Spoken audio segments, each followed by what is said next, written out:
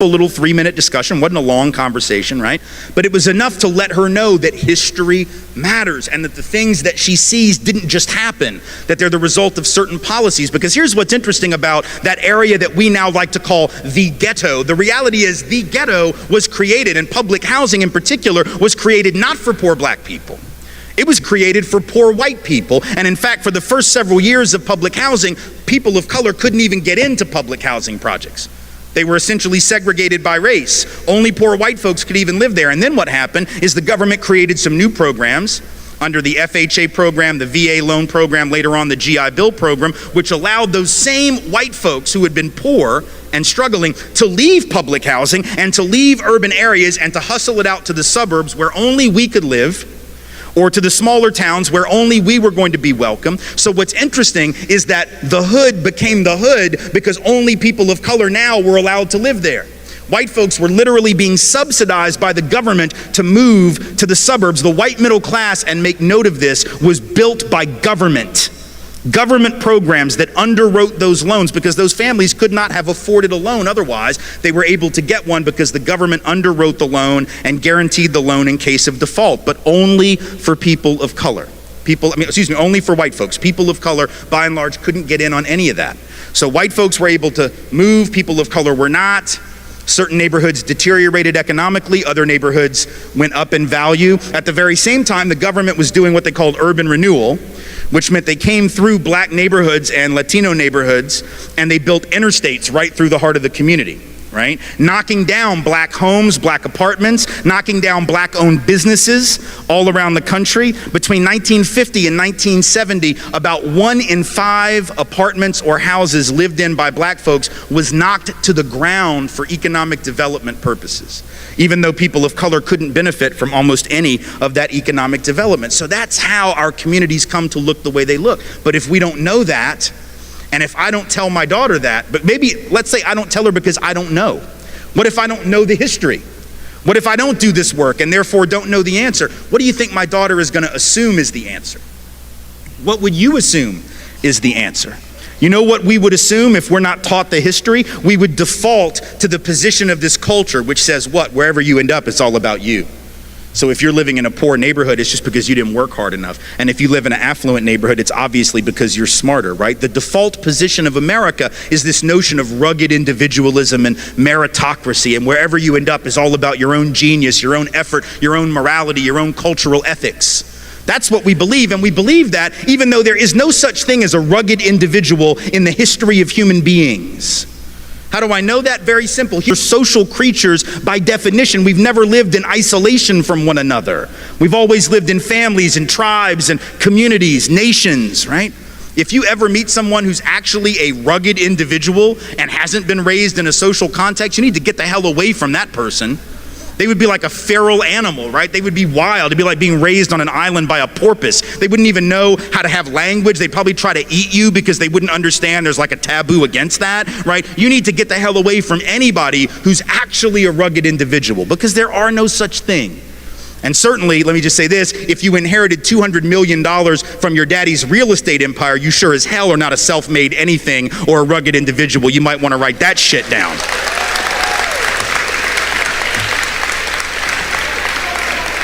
So there is no rugged individual anything. We're all social beings. Some have had opportunity, others have not. Unless we're honest about that, unless we're willing to have a conversation, we end up misleading ourselves and we can't understand what we're seeing. And then if we can't understand it, we're not going to fix it, right? We're not going to fix the disparity in housing if we don't understand where it came from. So if the data says, and it does, that white folks on average have 15 times the net worth of black folks, 13 times the net worth of Latino folk, right? We just assume, well, we must have worked harder. Is that right? That's interesting because actually the black folks and brown folks have done some of the hardest work in this country ever since the country was founded. Were it not for the labor of African descended peoples, there would be no country at all. In fact, it was my family,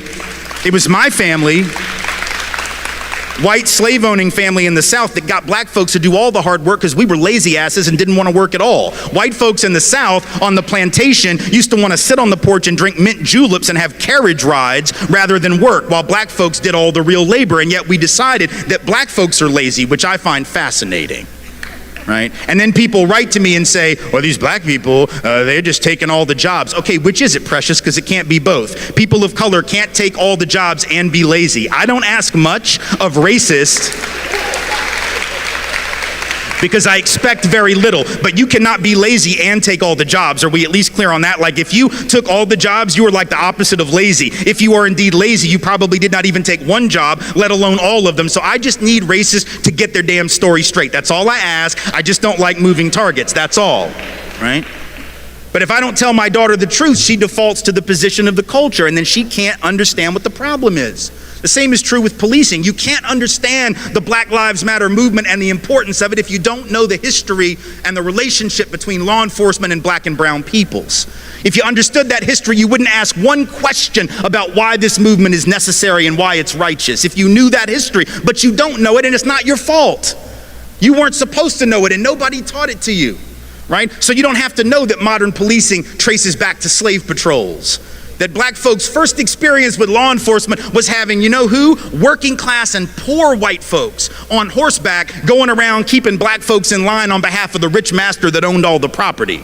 That sounds a lot like modern policing, because ain't no rich people policing, right? It's working class folks who are out there protecting the property of rich people against the depredations of poor people. That's what modern policing is, and it traces back, and we know that's what modern policing is, by the way, because we will lock you up for 10 years for $100 worth of food stamp fraud, but if you take $12.5 trillion on Wall Street, 20% of the net worth of this country, you will not do 1 day in jail.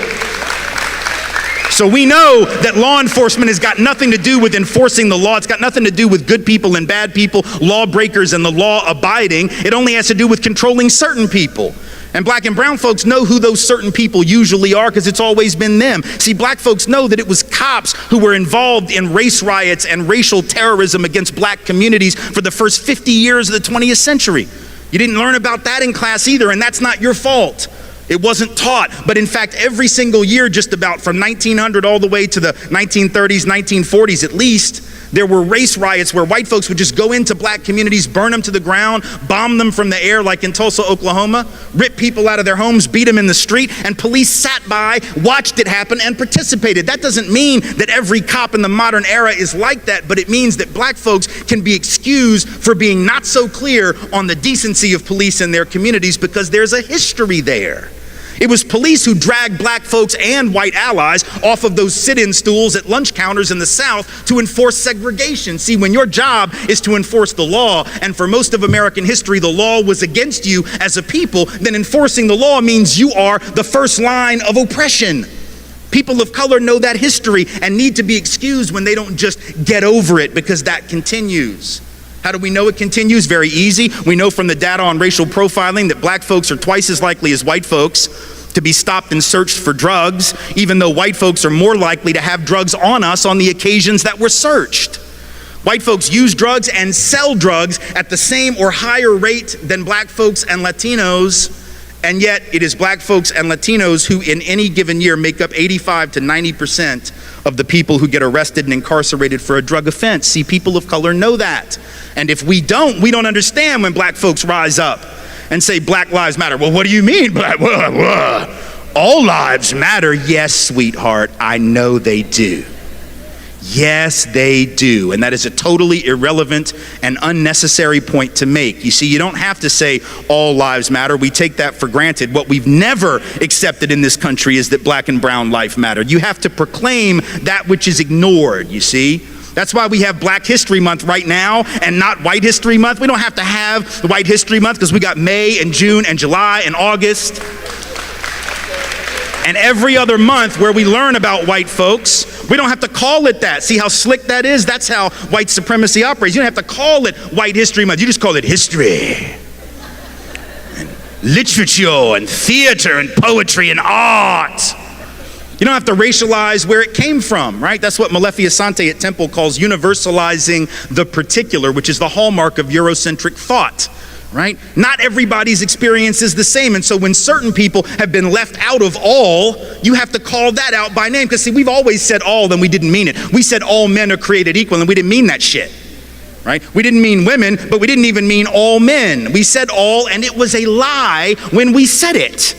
right? And so in a sense, when you say Black Lives Matter, to respond with all lives matter would be like going in a time machine back to 1971. Y'all won't remember this, those who were students, those who were older will. Around 1970, 71, 72, the big phrase was black is beautiful, right? There was this desire to take back the beauty narrative from a beauty industry, fashion industry, glamour industry that had hijacked it and denigrated black physicality and beauty, right? So folks were saying black is beautiful to reclaim a sense of beauty for themselves. It'd be like getting in a time machine, going back to 1971, hearing somebody say black is beautiful and tapping them on the shoulder and going, but we're all beautiful in our own way. Yeah, shut up, we know.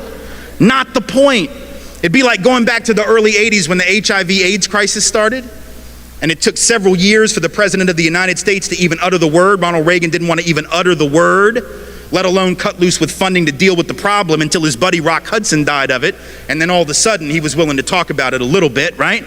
So for the first several years, what'd you have? You had activists out in the street. You had ACT UP, gay men's health crisis, out in the street demanding research and funding for HIV/AIDS, right? And what they were saying in effect was people with AIDS lives matter. That wasn't the actual phrase, and we didn't have hashtags, but that was essentially what they were saying, right? People with AIDS lives matter, and we need to pay attention because right now we're not paying attention to that. And we don't seem to believe it as a society, so we need to start believing it. It would be like getting in a time machine, going back to 1983, 82, in the middle of an ACT UP event or a gay men's health crisis event and shutting down the protest by saying, yeah, but what about pancreatic cancer? People die of all kinds of things, right? Sort of not the point. You have to proclaim that which is ignored. And if we know the history, we understand that, right? Because if we know the history, we know that it is indeed black life, and I would suggest brown life, life of color generally, indigenous life, that is usually denigrated, demeaned, ignored. On a sexual level, it's trans lives that are demeaned, ignored, right? It's women as women. So sometimes you got to proclaim that which is not in the obvious frame of reference. There's nothing pernicious about it. It's not about saying black lives are worth more than other lives. It's about, damn it, these lives actually do matter. And even though the history says they don't, we're here to tell you that they do. And there's nothing wrong about that at all. But if you don't know the history, it might seem untoward. And I get it. And again, it's not your fault that you don't know the history, but it is our responsibility to learn it and then apply it to what we see. Same is true with immigration. This immigration drama that we have right now is only possible because we don't understand our own history. As a country, and particularly those of us of European descent, we have lied to ourselves about how we got here and for what reason. See, black folks know why they're here. Native peoples know why they're here and how they got here.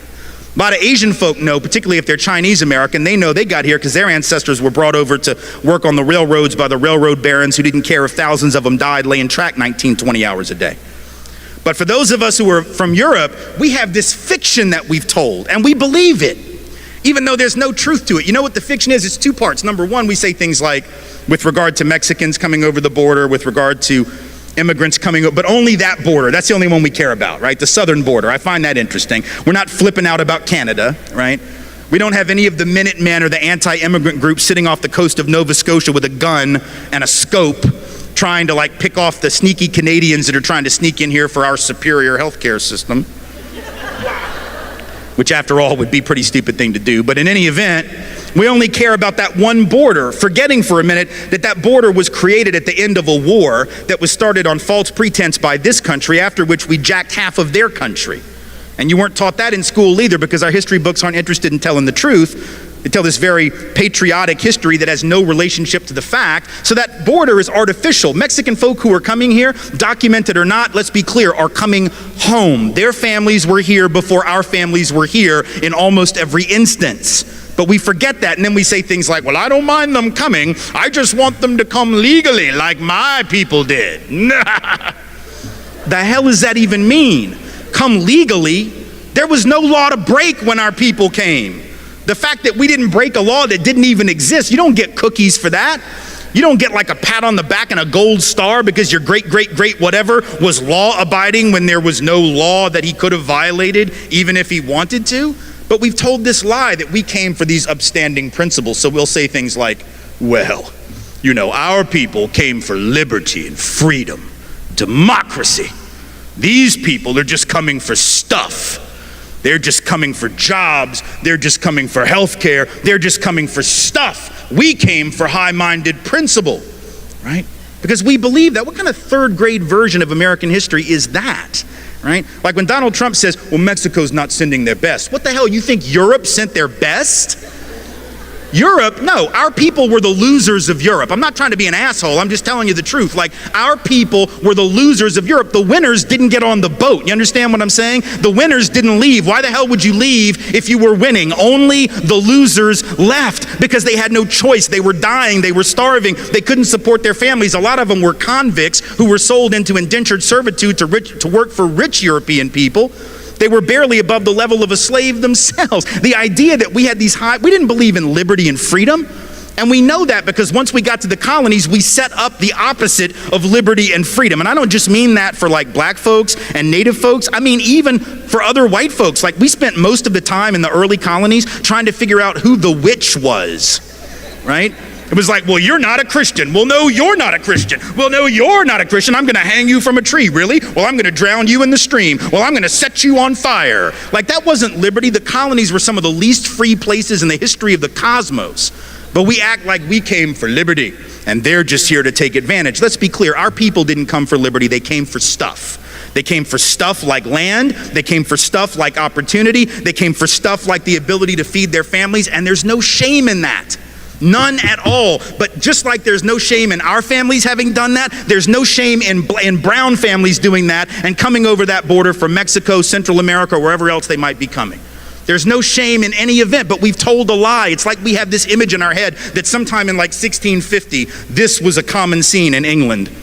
All the nice white noblemen got together, and one of them gathered his children around the fireplace in the middle of the 1600s and said, well, now, children, I think you'll agree with me that we're doing quite brilliant here, and we have this big mansion and we have all this gold. And you remember last week when the king invited us to the palace and you played out in the garden with his children. I know, it was brilliant, right? It was great. It was great. It was great. I bet it was lots of fun. But Daddy thinks that we need to stop all that nonsense and maybe strike out on an adventure. So here's my plan.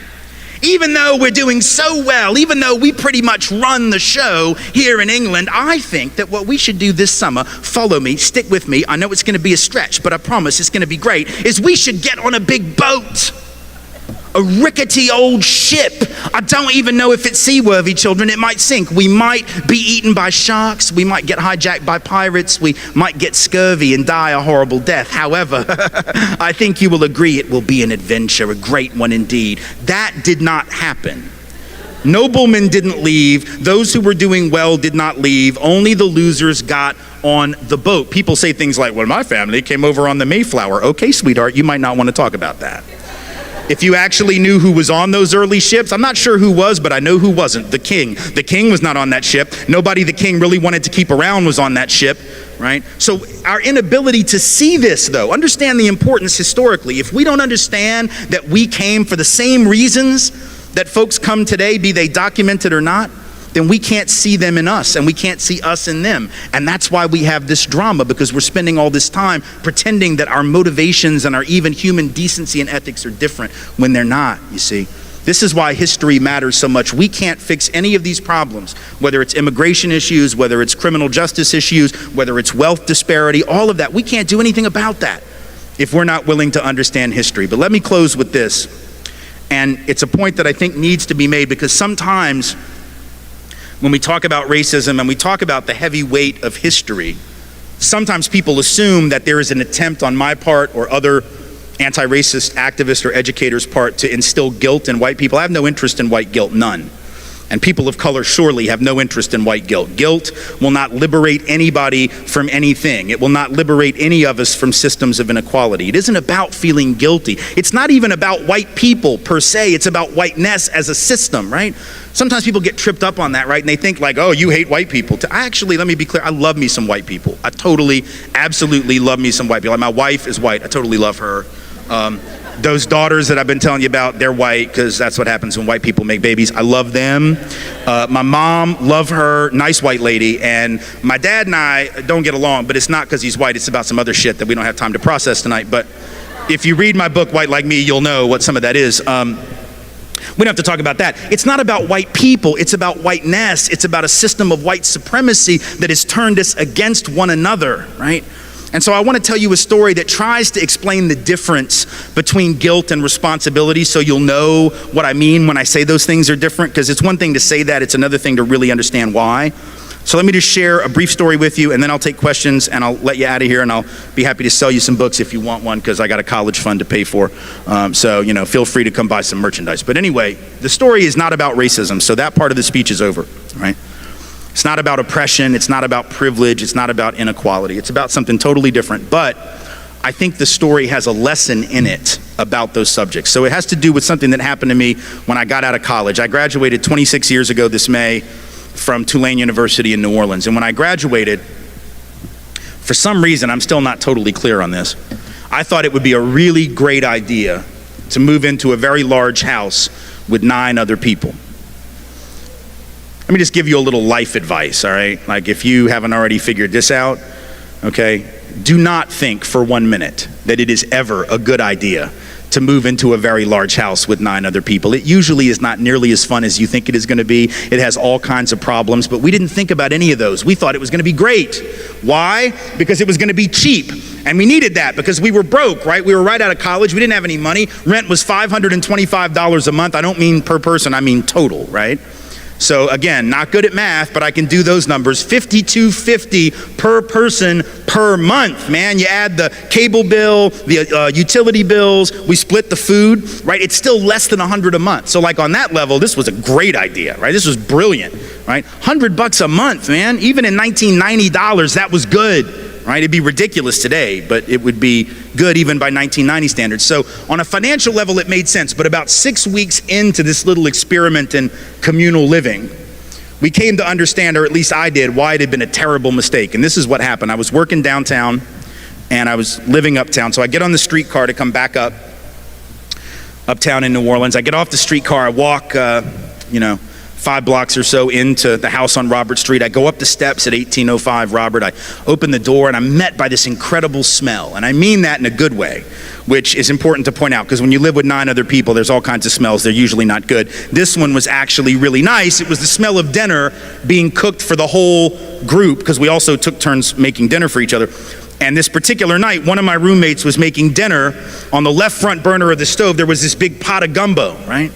And man, that's what you do in New Orleans. Big pot of gumbo, and it smelled good, and it looked good, and it even had shrimp in there. Not many, like I said, we were broke, but it had like 3, right? 3 of those really little bitty ass shrimp. Those shrimp that are like so small, right, that they make jumbo shrimp look like lobsters or something, right?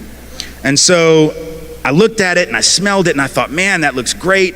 And when my roommate asked me if I wanted any, I normally would have said yes, but as it turned out, I didn't know he was going to make gumbo for the night, and so I'd already had dinner downtown before I came uptown after I got off work.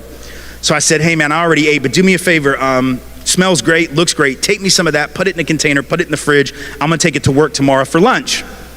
And he said, okay, great. And so he does that, and then I go upstairs and listen to music, watch TV, hung out with some friends or whatever, and did whatever we did for fun in 1990. There wasn't much. Like social networking in 1990 was pretty much you just walk down the hall to your roommate's room and you're like, hey, what you doing?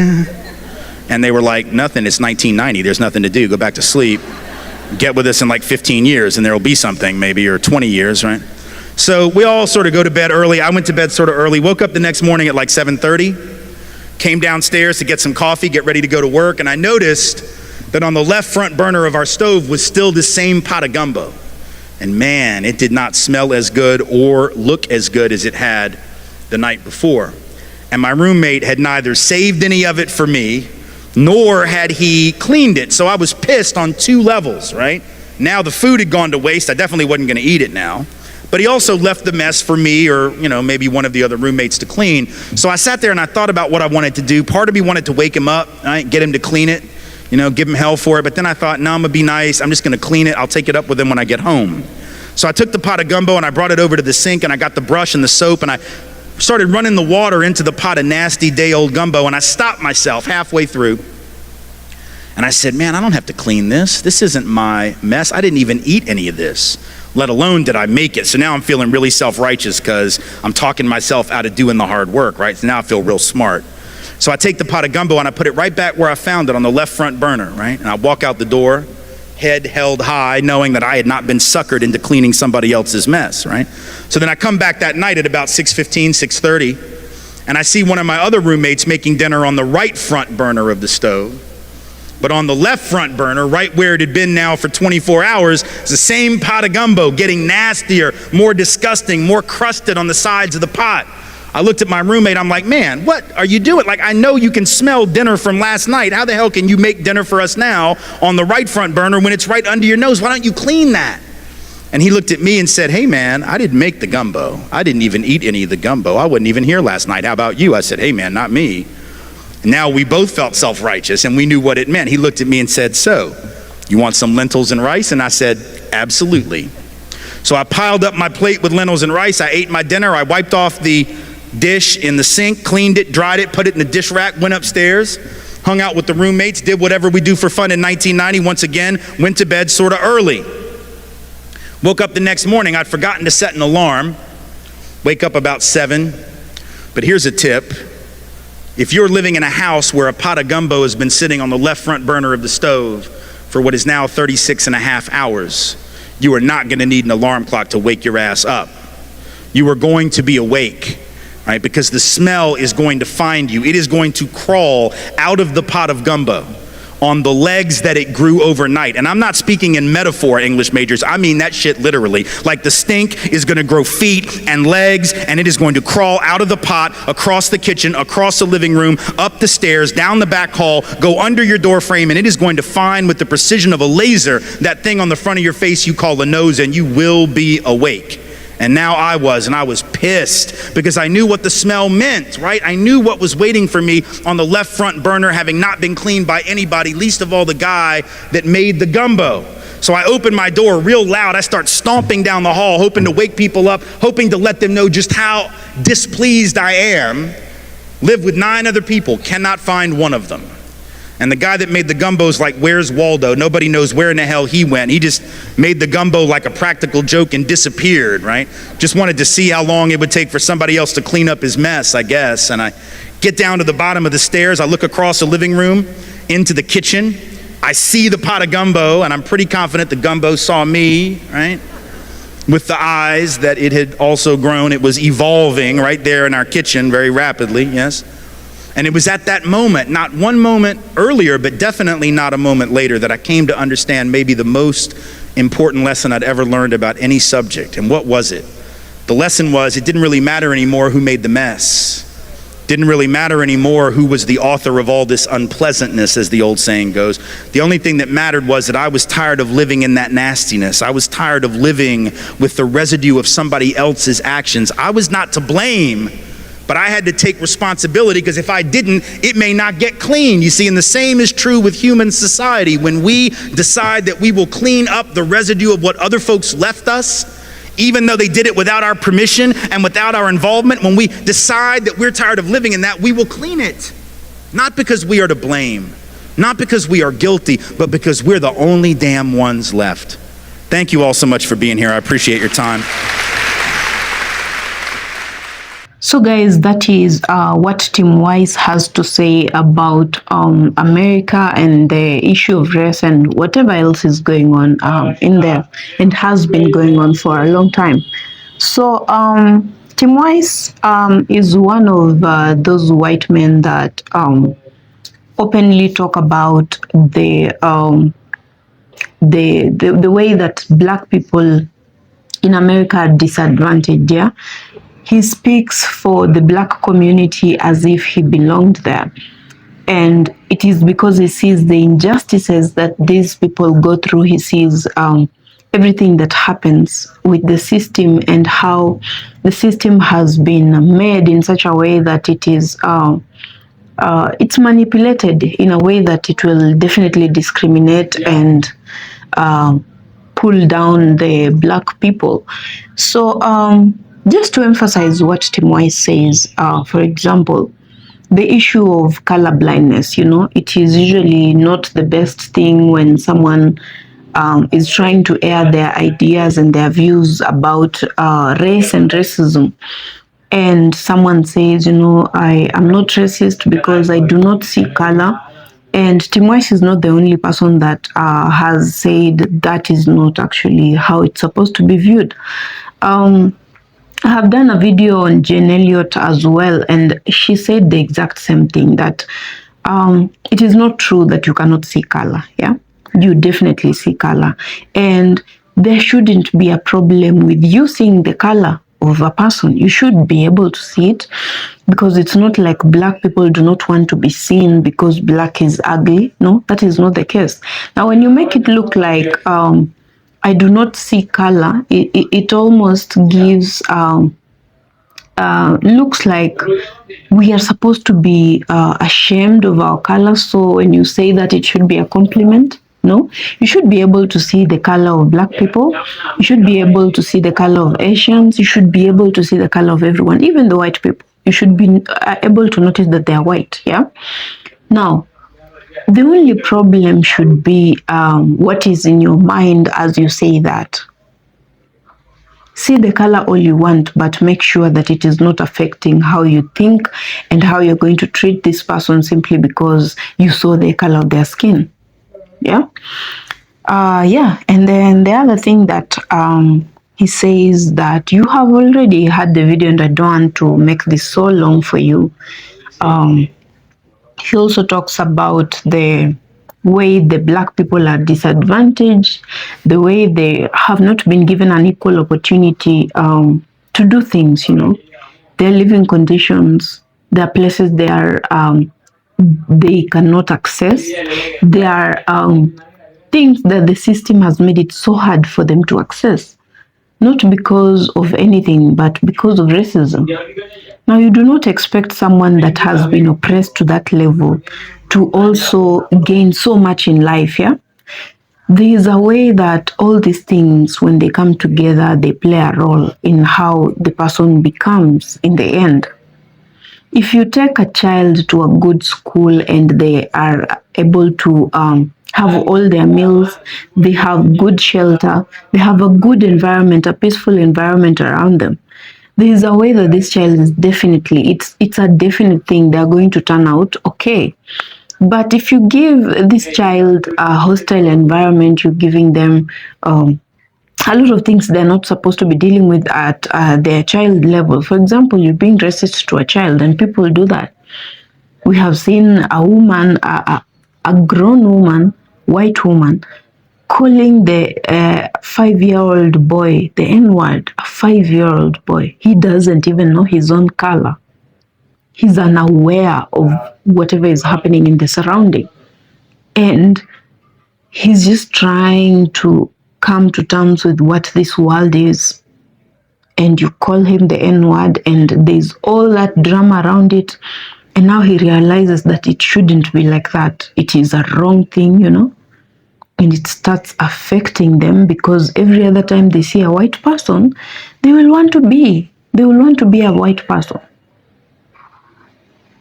They start hating themselves. And you talk a lot about self-hate. Self-hate does not come from other people. It comes from the people around you. And when it gets into your head that you are not good enough, then you start hating yourself and you start wishing that you were that other person. The other thing that is very important, and he has mentioned, and I keep mentioning that in this channel every other time. Please, let's talk about racism. Let's talk about the issue of race. Anyone that tells you that you're supposed to suppress that urge, anyone that tells you that you're supposed to avoid this kind of talks because they remind you of all the bad things that have happened to you, because they keep you in a very negative energy. They make you, like all those things they say about videos. And for example, videos such as this, I see those comments in my comment section. Someone talking about, let's not listen to them, let's not watch, let's not engage in this kind of negative energy every other time. while it might be true that sometimes when you listen to things like this, it could give some negative emotion, it reminds you, sometimes maybe you had a good day and you are just going about your day nicely, and then you watch a video and it reminds you who you are. It reminds you the things that you're going through and how your life is hard because of this and that person. There is that part. But the part that is bigger is that these kind of talks are the ones that are going to make a difference. If we are ever to see a difference, if something is ever to change, then we have to talk about it. Because if you do not talk about it, they will assume that you are okay. Yeah? For example, we've all been in a family situation once in our lives. Most of us, any type of a family, nuclear, foster, and if you do not complain about something, mostly people will not realize that you're undergoing things. Yeah. If you don't speak up, they think you're okay. They think as long as you guys have eaten, as long as fees is paid and you have clothes, you have uniform to wear to school, then they assume everything is okay. But until you talk and say, I'm not feeling well, there's this and this happening, that is when change occurs. Now, these people that keep talking about, anytime you talk about race, anytime you try to remind yourself about these things, they keep saying, you're stuck in the past. Stuck in the past is an insult, because stuck in the past, and the past that is, I am still suffering in that past presently. I'm still going through things that were supposed to end in that past. So then it's not a past. It is affecting us right now. So we need to talk about it if there is ever to be a change. I hope that you people understand what I really mean with that. So, guys, I know you have listened to Dr. Tim Wise and you have lots and lots of thoughts about his speech and what he said. You might agree with some of the things that he says, you might disagree with some, which is perfectly okay. I would like to hear and learn your thoughts. So leave a comment in the comment section below. Let's have a further discussion in the comment section. I might not respond to every comment, but I definitely read them, and it's a good feeling to know that people are interacting. Let's interact about these topics. Let's talk about it so that they do not forget, and we also do not forget why our lives are the same, the way that they are, because only that will bring change. So yeah. So guys, if you're new to my channel, please subscribe. And if you're a returning subscriber, thank you so much. I see you, and I see you in the comment section trying to just interact and all that, and I'm so happy. By the way, you have grown this channel. It has grown, and I want you to share it with your friends, family, people that are like-minded. Let's have that kind of a community where we can talk about these things and share more, and let's just grow together.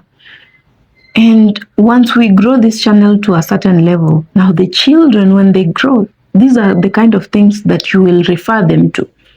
Go to YouTube and watch watch these kind of videos, and they learn what is really going on, because the history of Black people has been hidden. Yeah, even in schools, it's not taught. And if it's taught, they're teaching lies. They make sure that the truth of Black people is as far as can be, especially from children, because they know that children have the power to change the society. Children have the power to change all these things that are happening. Children are not people you joke with, because they are a different generation and they will grow into bringing up different solutions to these things, and that is what they do not want. They want to make sure that whatever wrong information they have is what they spread. Now let children learn the true history. Let them know their people. Let them know their ancestors and whatever truth that happened to them. We are not the monsters. Black people are not the monsters. The history of white people shows who the real monsters are. I have done a video where people were checking out their chat GPT and asking chat GPT what it would prefer if it were human, what it would prefer to be white or black. Chat GPT said it straight and clean. It would be black, and that's not for one person. It's been done by a couple of people. If you haven't watched that video, check my channel. You'll find it's a recent video. Chat GPT chose the black race and gave reasons, and sorry, also gave reasons why it wouldn't choose to be a white person. There's reasons. These are the reasons. We are not the horrible ones. Black people were not the evil ones. There were evil people, but it's not the it's not the black people. So guys, that's it for now. I hope that you enjoyed the video, and thank you so much for always being here to support me. And I'll see you on my next video. So bye for now.